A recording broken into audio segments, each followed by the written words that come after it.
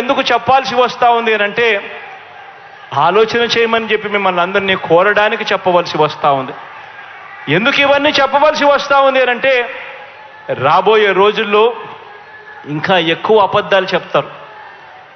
రాబోయే రోజుల్లో ఇంకా ఎక్కువ మోసాలు చేసే పరిస్థితి వస్తుంది. రాబోయే రోజుల్లో ప్రతి ఇంటికి కేజీ బంగారం ఇస్తాము అని చెప్పే నాయకులకు వస్తారు. రాబోయే రోజుల్లో ప్రతి ఇంటికి ఒక బెంజ్ కార్ ఇస్తామని చెప్పే నాయకులు కూడా మీ ఇంటి దగ్గరికి వస్తారు.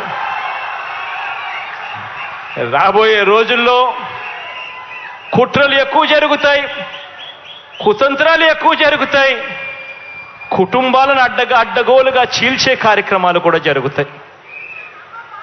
రాబోయే రోజుల్లో పొత్తులు ఎక్కువగా పెట్టుకుంటారు, కుటుంబాలను చీలుస్తారు, రాజకీయాలు చేస్తారు, అబద్ధాలు చెప్తారు, మోసాలు చేస్తారు.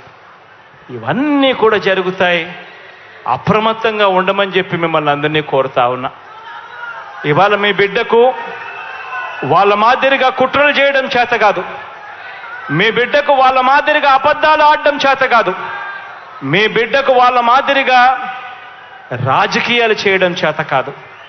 మీ బిడ్డకు తెలిసిన రాజకీయం ఒక్కటే, మంచి చేయడం, పేదవాడికి అండగా నిలబడడం.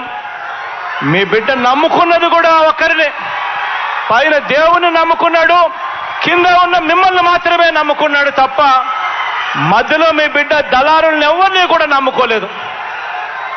మీ బిడ్డకు ఒక ఈనాడు తోడుగా ఉండకపోవచ్చు, మీ బిడ్డకు ఒక ఆంధ్రజ్యోతి అండగా ఉండకపోవచ్చు, మీ బిడ్డకు ఒక TV5 అండగా ఉండకపోవచ్చు, ఒక దత్తపుత్రుడు మీ బిడ్డకు తోడుగా నిలబడకపోవచ్చు. కానీ మీ అందరితో కూడా కోరేది ఒకటే, మీ బిడ్డ నమ్ముకున్నది పొత్తులను కాదు, ఎత్తులను కాదు, జిత్తులను కాదు, కుయుక్తులను కాదు, కుట్రలను కాదు.